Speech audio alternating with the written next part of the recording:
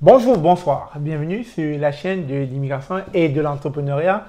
Une nouvelle fois, nous accueillons Geneviève Savard. C'est notre invitée. Hein. On ne peut plus s'en passer. Elle nous revient à chaque fois avec des belles thématiques. Alors aujourd'hui, il sera question de parler des logements à revenus modiques. Des logements que vous pouvez avoir avec un bas salaire. Ce sont des logements, bien sûr, où il y a des critères d'admissibilité. Parce que si vous gagnez 100 000 l'année, 200 000, je ne pense pas que vous pourrez avoir ce logement parce que vous gagnez déjà beaucoup d'argent. Donc pourquoi vous voulez aller chercher un logement à bas revenu alors que vous avez énormément d'argent dans votre compte? Donc, il sera donc question qu'elle nous donne les critères d'admissibilité pour ces immigrants qui très souvent arrivent ici, mais avec des revenus vraiment, je dirais, modestes, non significatifs, et qui peut-être sont à la recherche de ce genre de logement pour eux et leur famille. Parce que très souvent, vous arrivez avec des familles de 3, 4, 5 enfants, et je pense que ce type de logement pourrait vraiment vous convenir. Bonjour Geneviève. Bonjour Stéphane. Comment vas-tu? Très bien, et toi? Je vais super bien.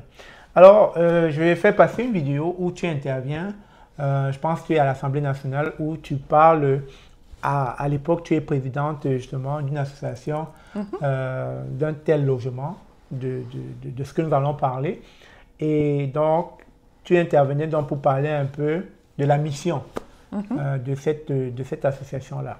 Alors, toi qui as été présidente d'une association à logement à bas salaire, pourrais-tu nous donner déjà l'objectif de ces logements-là?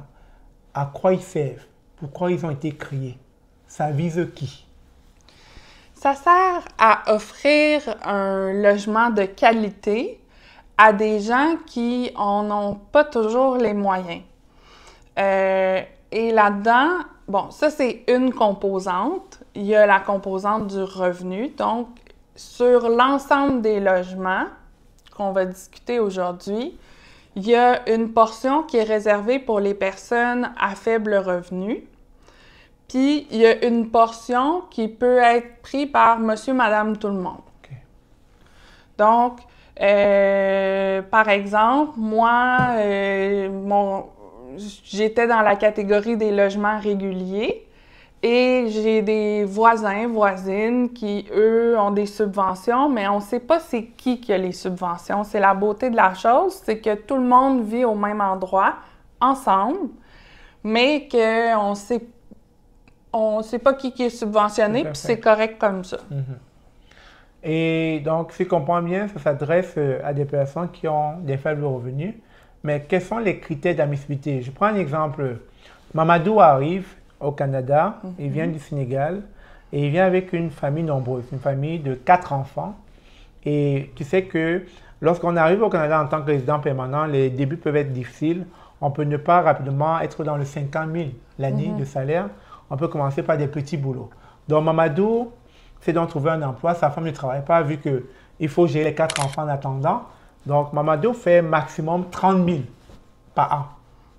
D'accord? Et ils arrivent à gérer avec les subventions gouvernementales pour l'argent qu'on donne pour les enfants. Oui. Alors, est-ce que Mamadou se qualifie pour ce type de logement-là?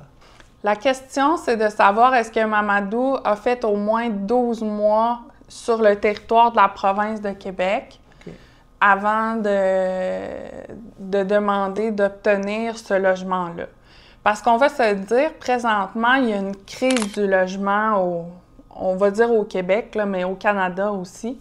Et ça, ce que ça veut dire concrètement parlant, là, la dernière fois qu'on a regardé les statistiques, par exemple, dans la ville de Québec où on est, il y a 0,1% de logements disponibles, 2 chambres, pour moins de 1 200 $ par mois. Wow. C'est beaucoup de chiffres, mais ce que j'essaie de vous faire voir, c'est que les coûts des logements sont devenus beaucoup plus élevés. Et donc, les logements à prix réduit, comme ce dont on vous parle aujourd'hui, ben c'est très, très populaire. Okay. Fait que, moi, la stratégie que je donnerais à Mamadou, c'est de s'installer quelque part en arrivant, puis de s'inscrire sur des listes d'admissibilité. OK. Dans le fond, il y a différents types de logements. Oui, vas-y, on t'écoute. Je vais rentrer dans le détail parce que ça vaut la peine que vous entendiez ces mots-là, que vous sachiez de quoi il s'agit, parce que c'est une astuce que très peu de gens connaissent. Même les Québécois sont pas super familiers avec ça, fait que vous saurez de quoi il en retourne. Alors, on parle de coopérative de logement. Une coopérative de logement, c'est qu'on va s'attendre à ce que vous fassiez un petit coup de main en échange de votre logement à prix réduit. Par exemple, le petit coup de main, ça peut être de passer la balayeuse dans le corridor pour faire le ménage une fois par semaine.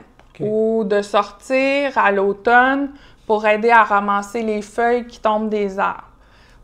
Ce genre de truc-là qui n'est pas, c'est pas très demandant. Il y a aussi les OBNL. OBNL, ça veut dire organisme à but non lucratif. Un OBNL, tu n'as pas nécessairement de tâches, mais ça va coûter une petite affaire plus chère qu'une coopérative. Et finalement, les OBNL et les coopératives, eux autres, c'est chaque coopérative ou chaque OBNL est indépendant. C'est-à-dire qu'ils ont leur propre liste d'attente chacun. Fait que si, admettons, il y a 8 coopératives dans ma ville, puis que j'ai le goût de... ça m'intéresse, c'est un type de vie qui peut me convenir, bien, à ce moment-là, ce qui peut être intéressant, c'est vraiment d'envoyer une candidature à chacune des 8 coopératives. Tout à fait. Afin d'être sélectionné par l'une de ces coopératives. Oui, c'est ça, parce qu'il y a beaucoup de gens qui veulent y aller. Il y a beaucoup de demandes, et puis en multipliant tes chances, tu pourrais être sélectionné dans l'une des coopératives parce que voilà, la demande est élevée en fait. Et finalement, il y a les offices municipaux d'habitation qui sont des logements qui sont entièrement subventionnés. Okay.